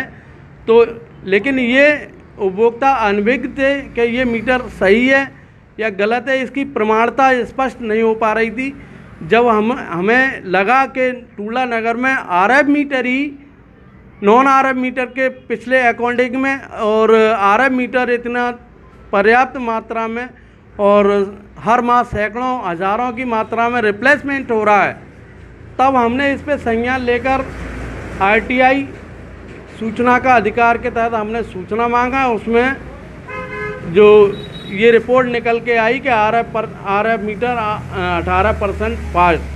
तो ये स्पष्ट है कि उपभोक्ताओं के साथ गलत और ज़्यादती हो रही है विभाग द्वारा। 12,783 उपभोक्ता हैं और इसी प्रकार से अगर उनका विभाग का कहना है कि 1 मीटर सही है, तो अगर 1 मीटर सही है तो सहायक अभियंता अभिषेक राठौर जी टेस्ट उनके द्वारा अपने सीनियर एवं विभागीय DBBNL के अधिकारियों को चिट्ठी लिखना था कि ये मीटर इतना % फास्ट पाया गया है, तो उन्हें ये उतारना था तत्काल प्रभाव से और RF मीटर को हटाकर नॉन RF मीटर लगाने थे। और इसी क्रम में RF मीटर जब ये एक्शन साहब कह रहे हैं 31/1/21 के लेटर में लिख के कि 1 मीटर ख़राब था, तो फिर 2019 में RF मीटर में एलिमर enterprises limited Faridabad Haryana company भाग क्यों गई? मैं ये प्रश्न पूछ रहा हूँ कि टूला नगर में 12,783 मीटर लगाकर और विभाग ने DBBNL द्वारा इस में एलिमेंट इंटरप्राइजेज लिमिटेड कंपनी से जब एग्रीमेंट हुआ है, तो ये बिना सोचे समझे ये कैसे भाग गई? और DBBNL के अधिकारियों ने इस कंपनी को भागने में क्यों मदद की? इसके पीछे क्या साजिश है विभाग की? अगर ये मीटर सही था तो फिर इस कंपनी का एग्रीमेंट और बढ़ाना था 2020 के बाद, लेकिन 19 में ही काम समाप्त करके और मीटर स्टॉप करके क्यों भागी? इस पर विभाग के अधीक्षण अभियंता श्रीमान RK वर्मा का क्या कहना है, उनको भी सुन लीजिए। 3 महीने 60 माह का तो है नहीं, या तो मीटर की डेटा पे इंस्टॉलेशन पता हो उससे किया जाए। डेटा पे इंस्टॉलेशन है कि इसने दिनों के हाँ, तो उसकी डेटा पे इंस्टॉलेशन अगर मिल जाए तो उस डेट से किया जा सकता है, या तो फिर 3 महीने का मैक्सिमम प्राविधान 3 महीने का। मतलब मीटर का अगर आप सीलिंग दिखा देते हैं उस वक्त, हाँ तो दिखा देते तो उस पर विचार किया जा सकता है अनुमोदन लेकर के। कॉमन जांच अभी उसकी हम अपने स्तर से प्रपोज नहीं कर सकते, यदि ऊपर से आएगा कुछ तब उस पर विचार करेंगे जो भी। और चलते चलते आखिरी जिक्र उस रिपोर्ट का जो अधिशासी अभियंता टूंडला ने जिलाधिकारी फिरोजाबाद को अपने स्पष्टीकरण में कहा है। अधिशासी अभियंता लोकेंद्र बहादुर सिंह की रिपोर्ट के मुताबिक जिस मीटर का परीक्षण किया गया वो खराब हो सकता है। ठीक है साहब, खराब हो सकता है, मान लिया, लेकिन सवाल ये खड़ा होता है कि यदि 1 मीटर जो बिल्कुल नया आपके JE मीटर ने उस समय चेक पर लगाया, फिर ये कैसे मान लिया जाए कि 12,783 उपभोक्ताओं के यहाँ लगे मीटर सारे ठीक थे? अगर आपकी 1 मीटर की रिपोर्ट आपके लैब में ही खराब आई, तो क्या आपने उच्च अधिकारियों से विचार विमर्श तत्कालीन XCN, JE, LE और ऐसी तमाम अधिकारियों से इसका विमर्श हुआ या नहीं हुआ? तत्कालीन जो MD रहे दक्षिणांचल के, क्या उनसे इस रिपोर्ट को उनके पास तक भेजा गया? सवाल कई हैं, जवाब भी विभाग को ही देने हैं, लेकिन सवाल यह है 71,288 रुपया जो प्रत्येक उपभोक्ता से वसूला गया है RTI की सूचना के मुताबिक, साहब वो वापस कौन करेगा? हम आपके मुद्दे लगातार उठाएंगे agendapost.com पर। जुड़े रहिए APC न्यूज़ के साथ। हमें सब्सक्राइब करिए YouTube पर, Facebook पर लाइक करिए और ट्विटर पर फॉलो करिए।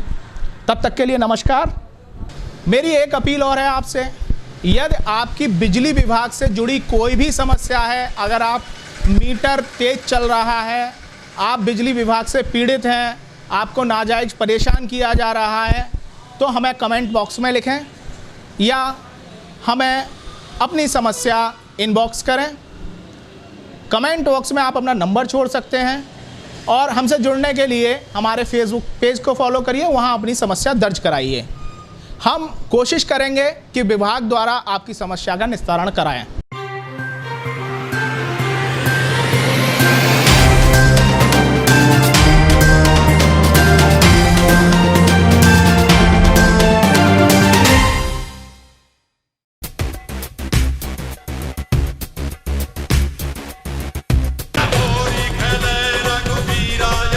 होली के पावन पर्व पर आपको एवं आपके समस्त परिवारजनों को मेरी ओर से हार्दिक शुभकामनाएं। आने वाला हर दिन आपके जीवन में रंग बिरंगी खुशियां लेकर आए।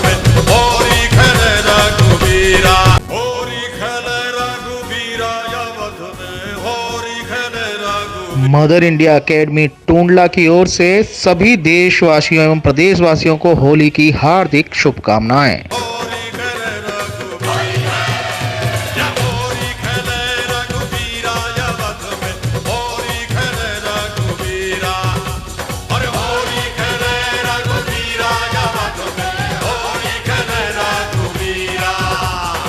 रिप्ले विद रंजीत में आपका स्वागत है। और आज हमारे साथ जो शख्सियत हैं वो जन सेवा से जुड़ी हुई शख्सियत हैं।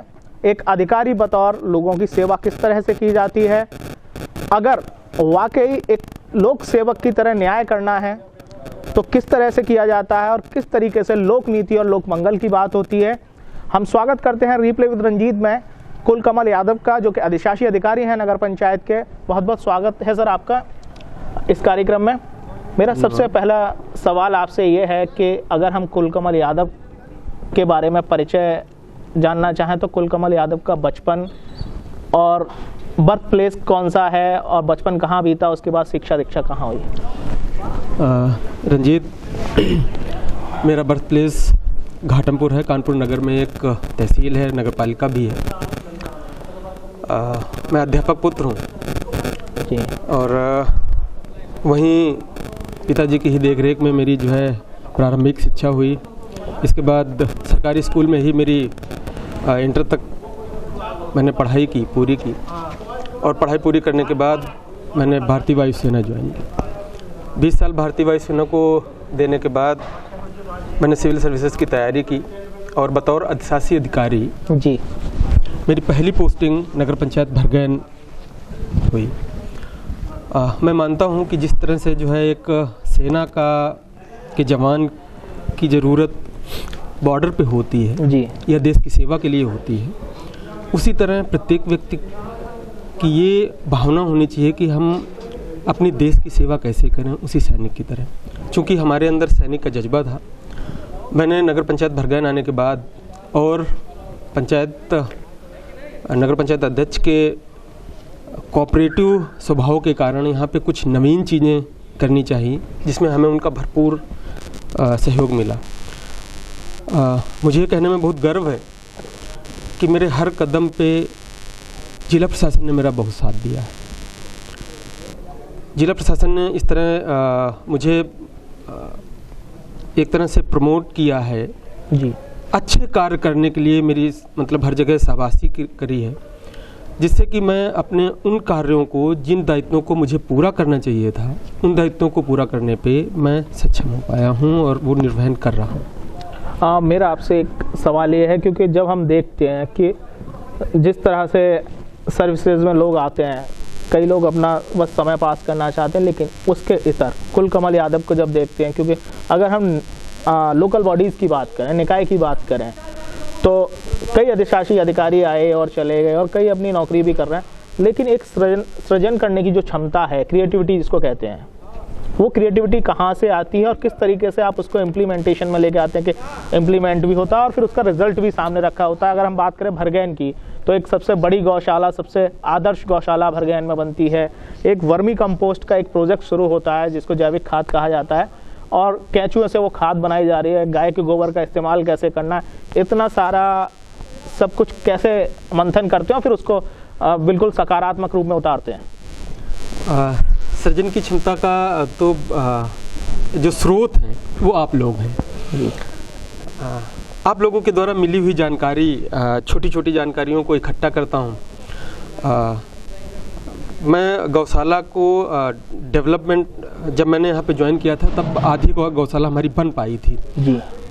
जब बन रही थी हमारे दिमाग में ये चीज़ें थी कि हमारी गौशाला इस तरह की गौशाला हो कि उसका नाम जनपद में हो, मंडल में हो और फिर राज्य स्तर पर हो। इसके लिए मैंने ये कोशिश की, मैंने स्टेप बाय स्टेप इसकी तैयारी की कि हमें पहले अपनी गौशाला को बनाना कैसे है, उसका निर्माण कैसे करना है। मैं आपको ये जानकारी दूं कि एक मतलब ग्रीन बिल्डिंग का कंसेप्ट चला है। मेरी गौशाला ग्रीन बिल्डिंग कंसेप्ट में बिल्कुल तैयार है। जो हमारी हम सोलर पावर से ही अपने गौशाला की सारी जो बिजली का मतलब जो है उत्पादन हो रहा है सोलर से हो रहा है और उसी का इस्तेमाल कर रहे हैं। हमारे यहाँ 2 सेट बने हुए हैं। एक मतलब जो है 2 काउट सेट्स हैं जिसमें बच्चों के लिए हैं, जो गोवंश जो है जन्मने के कगार पर होता है उसके लिए है। इन सबको डेवलप करने पे एक धारणा ये थी कि जो भी निराश्रित गोवंश हैं, जो भी निराश्रित जो है क्या नाम करके छोड़ दिए जा रहे हैं, उनको हम एक अच्छा शेल्टर दे पाएँ।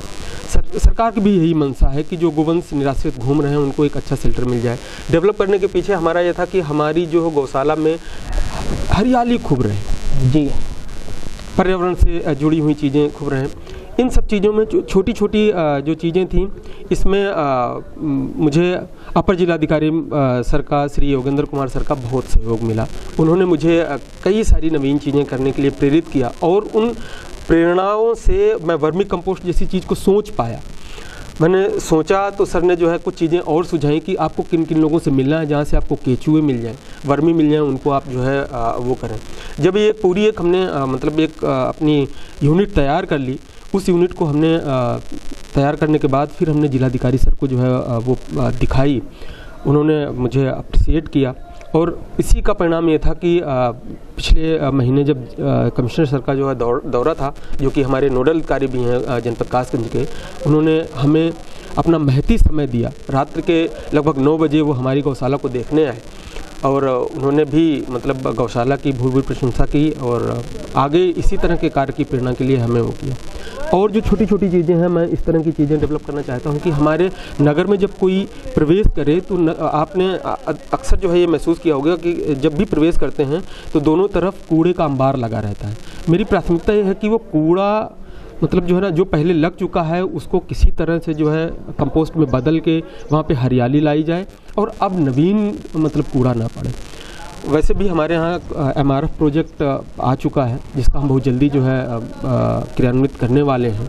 जैसे ही MRF होगा तो हम गीला और सूखे का दोनों सेग्रीगेशन करना शुरू कर देंगे और जैसे ही सेग्रीगेशन करना शुरू कर देंगे तो हम समझ रहे हैं कि हमारे पंचायत और भी अच्छा जो है परफॉर्म कर पाएगी। मेरा एक सवाल आपसे ये है, क्योंकि अगर हम देखते हैं एक निकाय में अधिशासी अधिकारी की भूमिका सिर्फ नगर के जल और स्वच्छता तक सीमित रहती है, लेकिन क्या आप जब कभी नगर पंचायत अध्यक्ष के सामने ऐसे प्रस्ताव रखते होंगे, साहब हम अपने यहाँ वर्मी कंपोस्ट जैसा कोई प्रोजेक्ट लेके आ रहे हैं या गौशाला लेके आ रहे हैं, तब क्या कोई दुविधा या कोई परेशानी या कठिनाई सामना करना पड़ता है कि सामने परेशानियाँ आती हैं? क्योंकि एक अधिशासी अधिकारी बतौर तो सड़क, पानी और स्वच्छता पर ज़्यादा जोर होता है। मेरा मानना है कि नगर निकाय चूँकि प्राथमिक स्तर की ये विधायिका और कार्यपालिका है जी, और इसमें ये एक मतलब गाड़ी 2 पहियों पे चलने वाली है, जिसमें नगर पंचायत अध्यक्ष और अधिशासी अधिकारी की दोनों की भूमिका इक्वली मतलब बराबर होता है और दोनों कलेक्टिवली ही शहर का विकास कर सकते हैं। मेरा सौभाग्य रहा है कि मैं नगर पंचायत भरगैन में जब से आया हूं और जब भी मैंने इस तरह की कोई नवीन चीज़ रखने की कोशिश की है, हमें पंचायत अध्यक्ष महोदय का बहुत ही सकारात्मक सहयोग मिला है किसी भी कार्य को करने को। मैं आपको छोटा सा उदाहरण बताऊं कि जब मैं यही वर्मी कंपोस्ट के लिए बात कर रहा था कि कैसे किया जाए, कैसे नहीं किया जाए, और गायों के रख रखाव के लिए जब पैसे नहीं आ रहे थे शुरू में जो है, जब शासन द्वारा पैसे रिलीज नहीं हुए थे, तब भी उन्होंने हमारी इतनी मदद की कि यूँ साहब आप जो भी मतलब जो है ना गौवंश को संरक्षित करने के लिए और भी इस तरह की जो भी नवीन चीज़ें हैं, आपको हमारा पूरा सहयोग रहेगा। और हमें इस तरह का कोई भी असहयोग की भावना अभी तक नहीं मिली है अभी तक। और मुझे लगता है कि जब तक कार्य करने की आपके अंदर क्षमता है और सृजनता है तो आप लोगों को मना लेते हैं। और बस इसी दोनों मतलब जो है ना शब्दों पे मैं अपनी नगर पंचायत को चला रहा हूँ। और क्योंकि आपने वर्मी कंपोस्ट का प्रेजेंटेशन वहाँ शासन स्तर पर भी दिया हुआ है, आपको बंगलुरु में अभी आपका एक प्रशिक्षण हुआ है, दोनों के बारे में बताइए, क्या क्या रहा वहाँ पर जब आप प्रेजेंटेशन देने गए तो क्या कहा लोगों ने, और वर्मी कंपोस्ट का जो आपका आइडिया था उसको कैसे ट्रीट किया? एक्चुअली में जब हमारे आशासी अधिकारियों का प्रशिक्षण हो रहा था तो हम लोगों को प्रशिक्षण के दौरान पालमपुर हिमाचल प्रदेश भेजा गया जी। मैंने जब वहाँ पे छोटी छोटी चीज़ें देखी कि वही सारी चीज़ हम लोग करते हैं अपने लेवल पे, अपने निकाय के लेवल पे करते हैं, तो हम लोगों को सीखने के लिए दूसरी जगह क्यों जाना पड़ रहा है। जी। मैंने जो चीज़ें वहाँ पे सीखी थी वो चीज़ें यहाँ पे इम्प्लीमेंट करने की कोशिश की जी। मैंने इम्प्लीमेंट किया। इम्प्लीमेंट करने के बाद मैंने जैसा कि मैं आप बता रहे हैं, मैंने एक पूरी वर्मी कंपोस्टिंग यूनिट यहाँ पे लगाई। यूनिट लगा के पहले मैंने जिला लेवल पे, फिर कमिश्नर लेवल पे उस चीज़ को प्रेजेंट किया। फिर निदेशालय में जब नए प्रशिक्षु ईओज़ आए तो उनके लिए डायरेक्टर नगर निकाय ने मुझसे कहा कि आप अपने यहाँ का प्रेजेंटेशन देंगे। तो वो प्रेजेंटेशन जब हमने दिया वहाँ पे, और मैंने उनसे आग्रह किया कि मैम आप मेरी नगर पंचायत आइए, मेरी नगर पंचायत देखिए, जो हम बाहर सीखने जाते हैं कि हम अपने यहाँ वो चीज़ें इम्प्लीमेंट कर सकते हैं, और इम्प्लीमेंट कर सकते हैं तो क्या बेहतरी के लिए कर सकते हैं। मुझे आशा है कि कभी न कभी डायरेक्टरेट इस चीज़ पे जो है हमें फोकस करेगा, और हमारे यहाँ भी जो प्रशिक्षु ईओ हैं वो देखने आएंगे कि हम अपने नगर को डेवलप कैसे कर रहे हैं। मेरा अगला सवाल आपसे यह है, 2019 अब इसके बाद बतौर अधिशासी अधिकारी आपके पास अब नगर पंचायत भरगैन के अलावा नगर पालिका सोरों भी है, जो कि अपने आप में एक तीर्थ स्थल है। क्या उम्मीद कर सकते हैं सोरों के लोग, क्योंकि इतने क्रिएटिव अधिशासी अधिकारी के तौर पर आपको वहाँ कार्यभार दिया गया है, क्योंकि तीर्थ नगरी हमेशा से उस अट्रैक्शन के लिए आज भी कहीं ना कहीं थोड़ा सा मोहताज सी है कि उसको एक वो अट्रैक्शन मिले जो पूरे देश और दुनिया में सोरों का नाम, क्योंकि सूकर क्षेत्र अपने आप में एक पुराण है और ऐतिहासिक महत्व रखता है। रंजीत जी, मैं धन्यवाद देना चाहूँगा जिला प्रशासन का, जिन्होंने मुझे जिम्मेदारी दी है कि मैं सोरों नगर पालिका जो पर्यटन स्थल भी है उसका जो है विकास कर पाऊँ, या उस क्षेत्र पे कुछ सोच भी पाऊँ। अभी पिछले 25 दिसंबर को ही मैंने सोरों का चार्ज लिया है। मैं वहाँ की चीज़ें देख रहा हूँ, समझ रहा हूँ, और बहुत जल्दी वहाँ पे मैं क्या नवीन कर सकता हूँ, क्या अच्छी चीज़ें डेवलप कर सकता हूँ। सबसे बड़ी चीज़ है क्योंकि ये पर्यटन नगरी है, महात्मा तुलसीदास की कर्मभूमि जन्मभूमि भी बोली जाती है। वहाँ ऐसा मतलब सुना जाता है, ऐसा सुना है कि जो अपना महापुराण है रामायण, रामचरितमानस की मतलब जो है ना, जो रचना है वो सोरों पे ही क्या नाम तुलसीदास जी ने की है। मेरा ये रहेगा कि जो सूकर क्षेत्र है, सबसे पहले तो ये चूँकि पर्यटन नगरी है, फ्लोटिंग पॉपुलेशन बहुत रहती है यहाँ पे।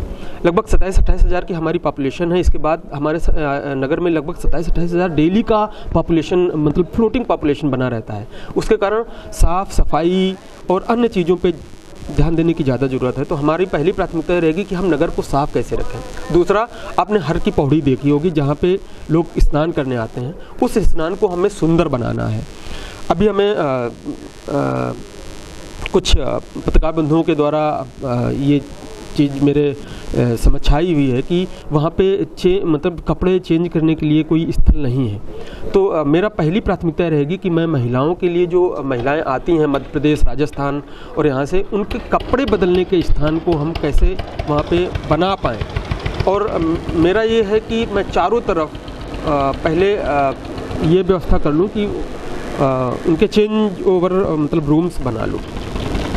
दूसरा, जो आपने देखा होगा जहाँ वाराह भगवान की मूर्ति लगी हुई है, वाराह भगवान की मूर्ति के पीछे गांधी मूर्ति है। गांधी मूर्ति को विशेष रूप से मुझे डेवलप करना है, क्योंकि यही एक मेन पॉइंट है, अट्रैक्शन पॉइंट है। मैं आपको एक शब्द देना चाहता हूँ कि मैंने जिलाधिकारी सर को जो है ये मतलब आश्वासन दिया हुआ है कि मैं इस जगह को सेल्फी पॉइंट बना दूँगा, ताकि जब कोई लोग हमारे सोरों पे इंटर करें, मतलब और नगरी को देखना चाहें, तो वहाँ की क्या याद ले जाना चाहते हैं वो उस सेल्फी पे अपने जो है कवर करें। तो मेरा मेन ये रहेगा, और वो होगी तब जब लोगों की नज़रों पे वो स्थान इस तरह का होगा कि वहाँ पे फ़ोटो खींची जा सके। तो मैं उस चीज़ को मैंने सर को आश्वासन दिया है और मैं उसमें मतलब जो है ना खरा उतर पाऊँगा, ये मेरी पूरी कोशिश रहेगी। और जो छोटी छोटी चीज़ें हैं जैसे मेला ग्राउंड है, मेला ग्राउंड को डेवलप करना, वहाँ पे कुछ एक पानी के स्रोत हैं, तालाब वगैरह हैं, उनको डेवलप करना। जो चूँकि सोरो काफ़ी बड़े एरिया पे है, उसके 2 वार्ड गंगा घाट के पास हैं, एकदम 6 किलोमीटर दूर हैं, उनका कैसे हम मतलब उनकी नगर पालिका के साथ उनको कैसे जेल करें, क्योंकि वो काफ़ी दूर हैं, शहर से हट के काफ़ी दूर हैं, तो उनको उनकी भी सारी सुविधाएं मिले, फैसिलिटी मिले, उनको कभी ये फील ना हो कि हम इतनी दूर अपनी नगर पालिका से हैं तो हमारे साथ सौतेला व्यवहार हो रहा है क्या, इस तरह की कोई चीज़ें ना आए, इस पर मेरा फोकस रहेगा। बहुत बहुत शुक्रिया आपका।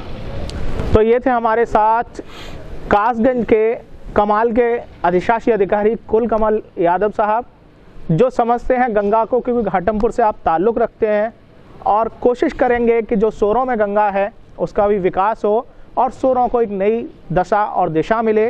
साथ ही क्योंकि भरगैन की हम बात करते हैं तो भृगु ऋषि का आश्रम और उन्हीं के नाम पर इस भरगैन का नाम है। तो ये थे हमारे साथ कुलकमल यादव साहब, जो बता रहे थे कैसे कैसे विकास की नई नई इबारत और नई नई योजनाएं वो कोशिश करते हैं कि ज़मीन पर लाई जाएं।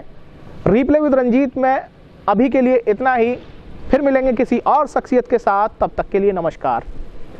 नमस्कार, मैं हूं रंजीत और रीप्ले विद रंजीत में आपका स्वागत करता हूं। मेरे साथ इस वक्त है एक ऐसी शख्सियत जिन्हें परिचय की ज़रूरत नहीं है।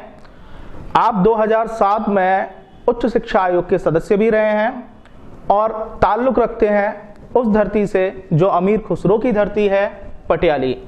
आइए मुखातिब होते हैं प्रोफेसर नीरज किशोर मिश्रा से। बहुत बहुत स्वागत है आपका। Thank you.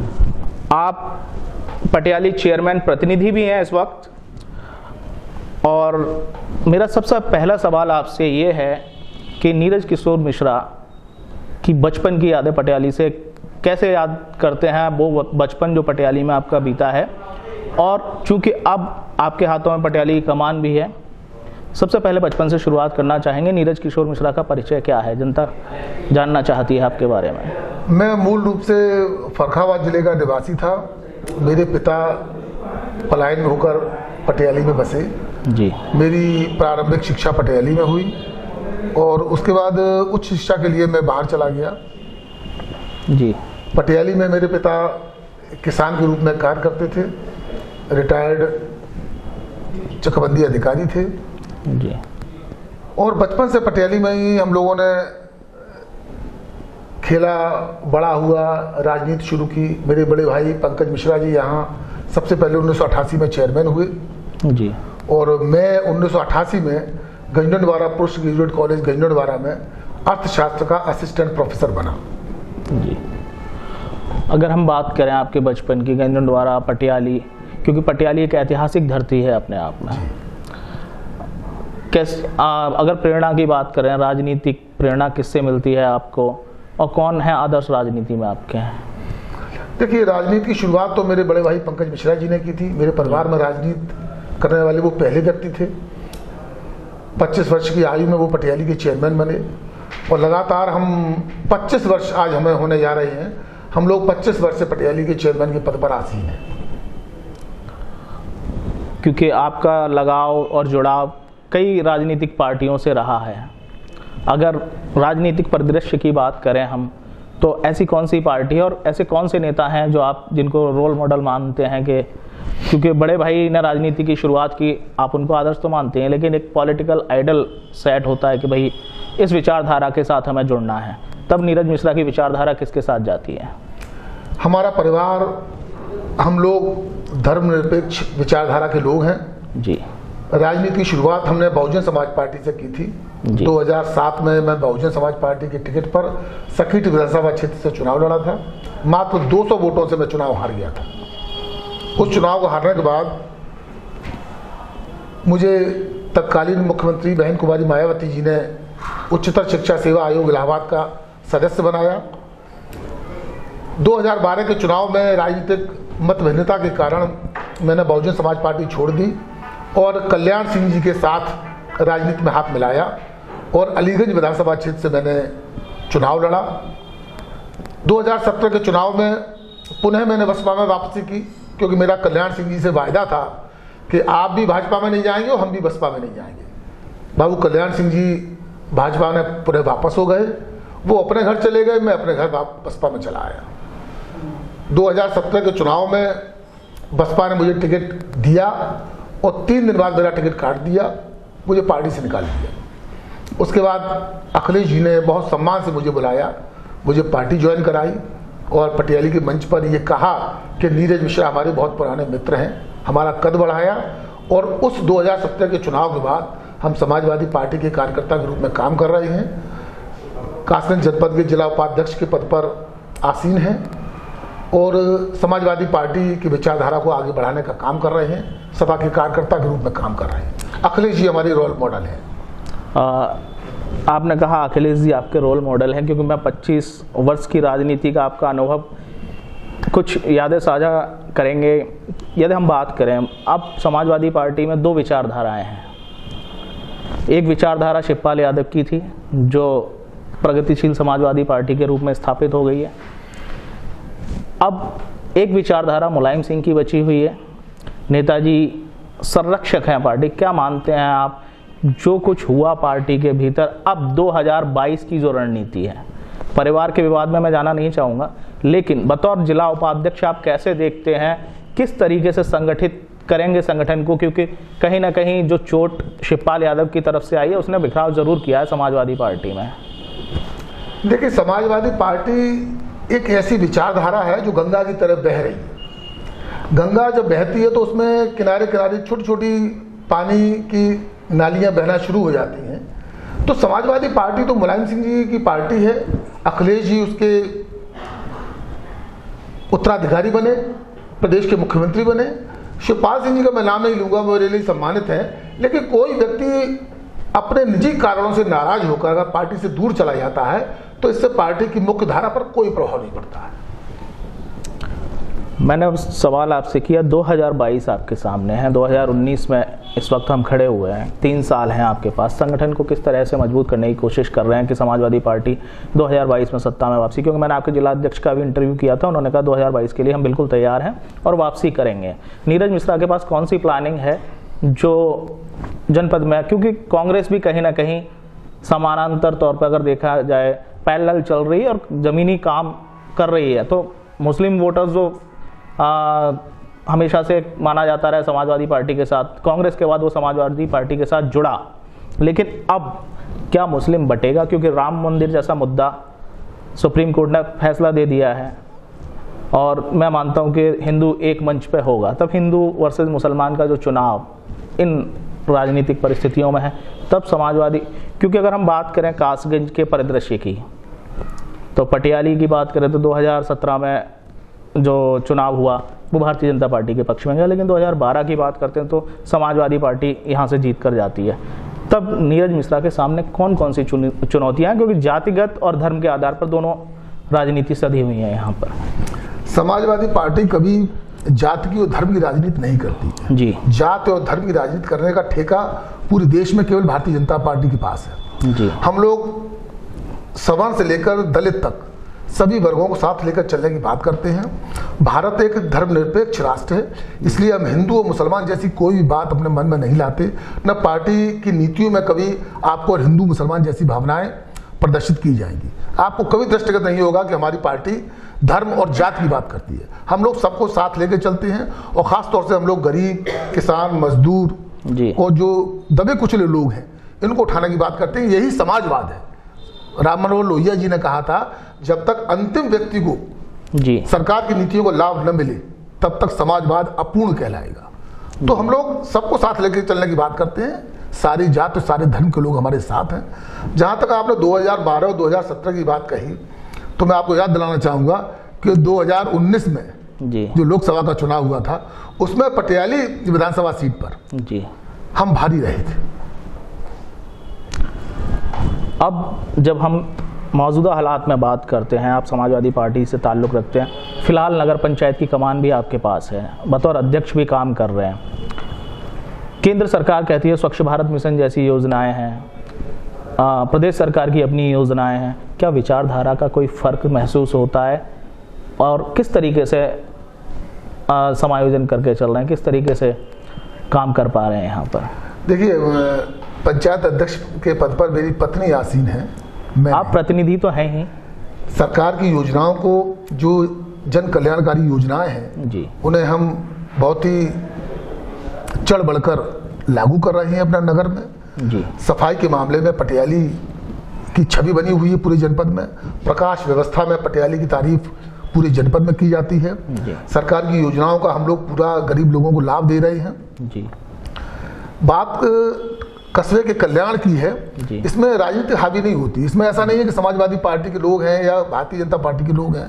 नगर के जो भी लोग हैं और जिन्हें पात्र हैं जो सरकारी योजनाओं का लाभ उठाने के लिए, हम लोग उन्हें पूरा लाभ उठाने का मौका दे रहे हैं और अपनी तरफ से और अपने अधिशासी अधिकारी की तरफ से पूरा प्रयास कर रहे हैं कि हर व्यक्ति को उसका वाजिब हक मिले और लोगों की कष्ट, लोगों की परेशानियां दूर हों। यही हमारी जिम्मेदारी है जिसे हम पूरा करने का प्रयास कर रहे हैं। 2017 से 2019 तक की उपलब्धियां क्या मानते हैं? आपने नगर पंचायत अध्यक्ष बतौर जो काम किया है, आपकी पत्नी डॉक्टर शशिलता मिश्रा जो हैं, उन्होंने जो काम किया, 2 साल के कार्यकाल की अगर उपलब्धियों की बात करें तो कौन कौन सी उपलब्धियां हैं जहन में? 2 साल में पूरी पटियाली में आप भ्रमण करके देखेंगे तो पटियाली बिल्कुल साफ सुथरी स्वच्छ पड़ी हुई है, जो कि नगर पंचायत का पहला काम है, सफाई व्यवस्था।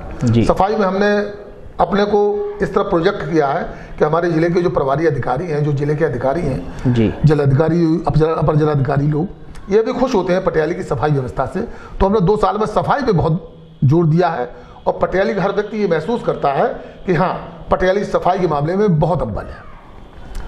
दूसरी बात, पूरी पटियाली के कस्बे में आप किसी गली में चले जाइए, अगर आपको टॉर्च की आवश्यकता पड़ जाए तो मैं ये मानूंगा कि हमने अपना पूरा काम नहीं किया जी। पूरी पटियाली जगमगा रही है और हमारी अब्दुल कलाम की एक योजना पड़ी हुई है जिसमें हम अभी करीब 100 लाइटें लगाने और जा रहे हैं। अब्दुल कलाम प्रकाश पुंज योजना जी जी जी। तो वो अभी पेंडिंग है, काम चल रहा है उस पर। जब वो लग जाएगा तो आप ये मान के चलिएगा, हमें सोचना पड़ेगा कि पटियाली में अब अगली लाइट कहाँ लगाएं। तो प्रकाश व्यवस्था हमारी चुस्त दुरुस्त है, सफाई बिल्कुल चुस्त दुरुस्त है और जहाँ तक ड्रेनेज का सवाल है, पानी की निकासी का, तो पूरी पटियाली में एक भी गली ऐसी नहीं है जहाँ पानी भरता हो। ड्रेनेज व्यवस्था बहुत साफ सुथरी है।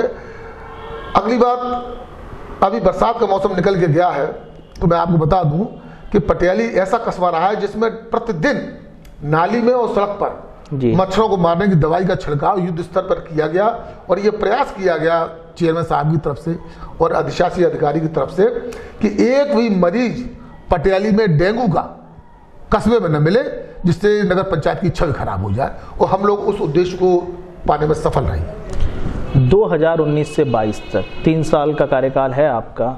जहन में कैसी कौन कौन सी योजनाएं हैं जो पटियाली के लिए आप चाहते हैं कि वो आनी चाहिए और पटियाली विकास के नए इबारत लिखे और नए रास्ते पर जाए? कौन कौन सी ऐसी योजनाएं हैं? देखिए, एक तो गौशाला हम लोग बनाने जा रहे हैं, काम शुरू कर दिया गया है और गौशाला के बनने से जो आवारा पशु घूम रहे हैं, किसानों को नुकसान कर रहे हैं, उस पर लगाम लगाने का हम लोग एक सफल प्रयास कर पाएंगे। दूसरा, हम लोगों ने तय किया है, हमने अधिशासी अधिकारी से भी बात की है कि पटियाली नगर पंचायत की सीमा जो है वो बढ़नी चाहिए। पटियाली की सीमा पुरानी काफ़ी छोटी है, जबकि नगर पंचायत का दायरा, नगर पंचायत की सेवाएं, नगर पंचायत के निवासी उस दायरे से बाहर निवास करने लगे हैं। तो हम पटियाली नगर पंचायत की सीमांकन के विस्तार के लिए शासन को रिपोर्ट भेजेंगे जी। अगला, एक पटियाली में बारात घर की आवश्यकता हम लोग महसूस करते हैं कि जो मैरिज होम है वो इतने महंगे हैं कि गरीब आदमी उनमें अपनी बेटियों की शादी करने में अपने को अक्षम पाता है। तो मैं चाहूँगा कि सरकार को एक ऐसा DPR भेजी जाए जिसमें गरीब लोगों के लिए एक बारात घर का निर्माण हो जाए, जिससे नॉमिनल रेट पर, कम से कम पैसे पर गरीबों को उनकी बच्चियों की शादी, उनके कार्यक्रम को पूरा करने में उन्हें उस बारात घर का लाभ मिल सके। उत्तर प्रदेश सरकार की कई सारी योजनाएं हैं जो जनहित की हैं। किस तरीके से आप लोग उन योजनाओं को अमली जामा पहना पा रहे हैं? किस तरीके से लोगों के बीच जाते हैं, अधिशासी अधिकारी के थ्रू या सभासदों के थ्रू? किस तरीके से आप लोग उन सब योजनाओं को अंतिम व्यक्ति तक पहुंचाने की कोशिश कर रहे हैं? देखिए, सरकार की योजनाएं खुद में एक दूसरे से उलझ जाती हैं जी। सरकार की योजनाओं के बारे में मैं खुद ही नहीं समझ पाता हूँ सरकार चाहती क्या है। नगर पंचायत के स्तर पर हम और हमारे अधिशासी अधिकारी और हमारे बोर्ड के सभी माननीय सभासदगण जी बिजली, पानी, सफाई जी ये मूल सुविधाएं देने का पूरा प्रयास कर रहे हैं। कहीं कोई नाली, कोई खड़ंजा, कोई जल भराव न मिले, लोगों को प्रधानमंत्री आवास योजना के अंतर्गत आवास मिले, लोग पन्नी तान के रहते थे वो पन्नी उनकी हट जाए जी, बच्चे स्कूल में जाएं, ये जो मूलभूत सुविधाएं हैं उन पर हम लोग काम कर रहे हैं। क्योंकि नगर पंचायत का मूलभूत सुविधाओं को मूर्त रूप पहनाना यही एक जिम्मेदारी है। मैं एक सवाल आपसे और करना चाहता हूं, क्योंकि अगर हम देखते हैं कि 2012 से 17 का जो कार्यकाल रहा, नगर विकास मंत्री आजम खान साहब थे, अखिलेश यादव के नेतृत्व में कहा जाता है कि नगर विकास के लिए जो राशि उपलब्ध कराएगी, फंड्स उपलब्ध कराएंगे, वो बहुत बड़े पैमाने पर बड़ी तादाद में कराएंगे, जिससे नगर पंचायत और नगर पालिकाओं का विकास भी हुआ। क्या लगता है इस सरकार ने कहीं ना कहीं कुछ योजनाओं में परिवर्तन किया है या फिर फंड्स पर लगाम लगाई है जिससे विकास अवरुद्ध हो रहा है? इसमें कोई शक नहीं है कि पिछले प्रदेश सरकार ने जी नगर पंचायत, नगर पालिकाओं को, नगर निगम को काफ़ी पैसा दिया विकास के लिए जी, और जो काम के रूप में परिलक्षित भी हुआ है जी। मौजूदा सरकार की योजनाओं पर कोई टिप्पणी करना इसलिए ठीक नहीं है, ये शासन स्तर की बात है। शासन तय करेगा कि कौन सी जन उपयोगी योजनाएं उन्हें बनानी हैं। जो योजनाएं सरकार बनाएगी, हम उन योजनाओं को मूल रूप देने का पूरा प्रयास करेंगे जी। तो ये थे हमारे साथ प्रोफेसर नीरज किशोर मिश्रा, जो बता रहे थे कि विकास के रास्ते पर कैसे अग्रसर है पटियाली, और अगले 3 साल में जो योजनाएं जहन में हैं वो बारात घर की हों और कई सारी अन्य योजनाएं वो कैसे मूर्त रूप में आएंगी, ये देखने वाली बात होगी। रिप्ले विद रंजीत में फिलहाल इतना ही। मिलेंगे किसी और शख्सियत के साथ, तब तक के लिए नमस्कार।